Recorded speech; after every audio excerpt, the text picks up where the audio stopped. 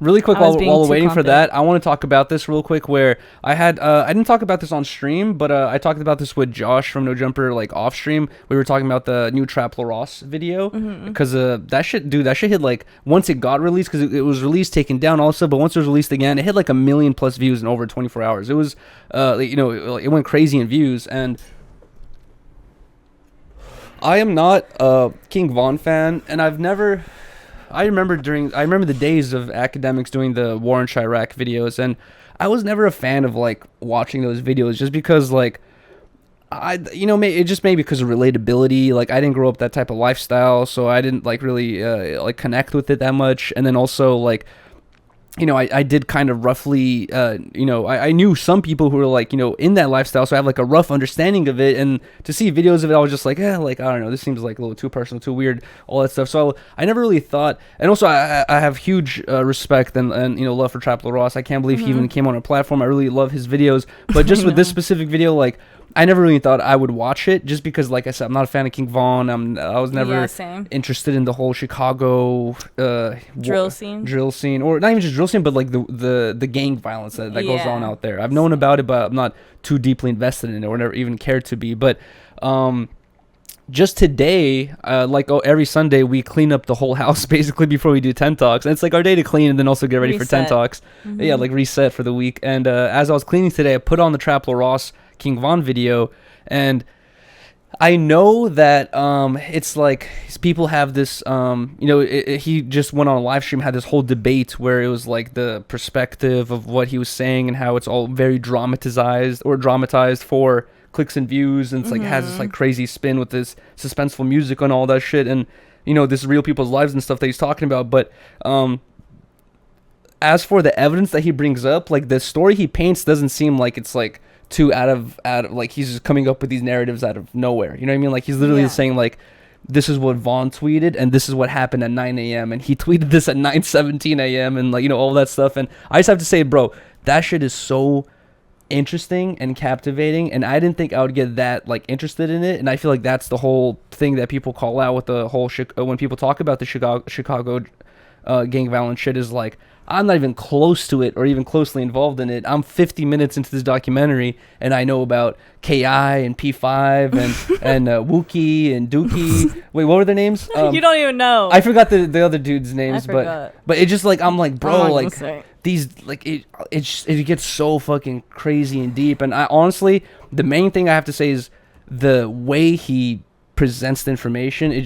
I'm so fucking captivated. And also the editing, bro, exactly. That's what I'm saying. Like I'm just like it's just like so when I think of like together. Trap La Ross, like I'm not, like there's certain YouTubers where you think like they're going crazy with editing, like a music video editor or something like that, but his editing is on par with like a high level music video editor or documentarian, which is like a lot of the assets and the way he's like putting the information together and the photos together, like he's making all that stuff. I feel like maybe he's getting like some preset things that he buys or whatever it is, but I haven't seen any. I'm like, how does he highlight the lyrics when he's talking about every well, like that's perfectly like that's the thing that that's like, I know it's like a setting. That's like on the easier level. I'm just like of things. It just looks nice. But like, when he has like all the photos and a little paragraph next to all of them, that's all in the same fonts, and I'm like, bro, that's.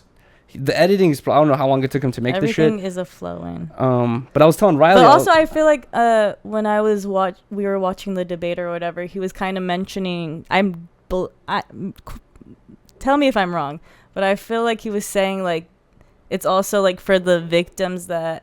Wooski and Dooski. Sorry. Okay. No, I'm sorry. I just okay. Never mind. No, dude, don't do this.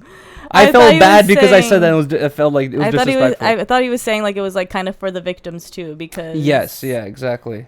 Everybody was obviously like when King Von died, it was like a big deal, and like, but also like all this shit happened. Yeah, that was alleged around him. So, and like Riley's saying, like in that debate they were having.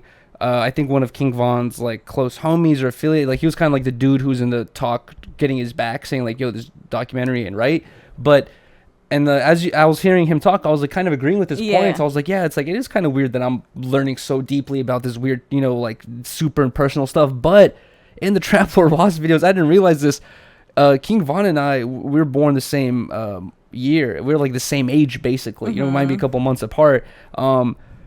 dude, he like since 2012 he's been on Twitter. He tweets everything, and I'm like, bro. Yeah. I was telling Riley, like, you can see that in some of the screenshots Trapple Ross is getting. You could see some of these tweets are getting like, 1 like, 2 likes, 3 likes. Like, you could tell at the time it's some dude who's probably tweeting some shit, high school shit, thinking no one's gonna see this. You know what I mean? But yeah, like you're literally in high school. You're a senior. Exactly. But now we see it all laid out in front of us. We're like, bro, like, this is it's crazy to to flaunt this crazy shit that you're doing, and then someone says like, oh no, he was an innocent guy, it's like blah blah. You're like, bro, like, these tweets are a little bit insane, I don't know.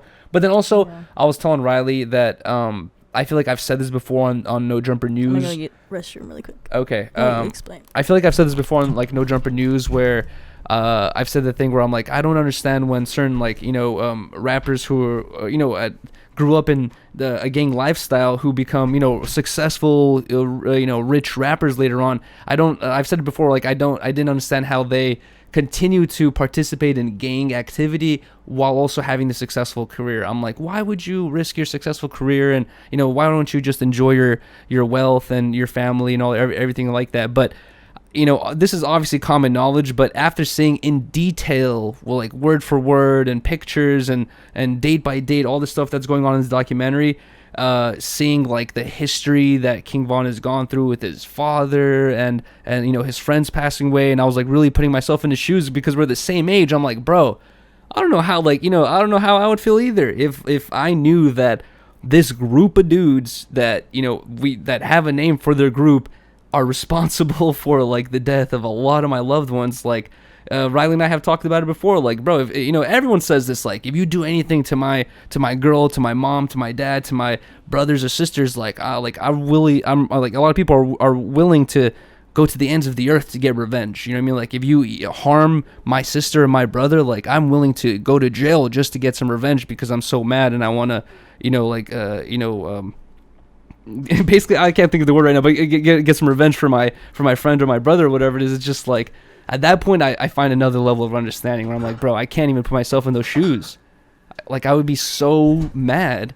Not only I would be so mad, I would really be like, dude, fuck my life. Like, I don't care. It's like, not even fuck my life, but I'm ready to die or go to jail to get some revenge for my loved one that I loved so dearly. Yeah.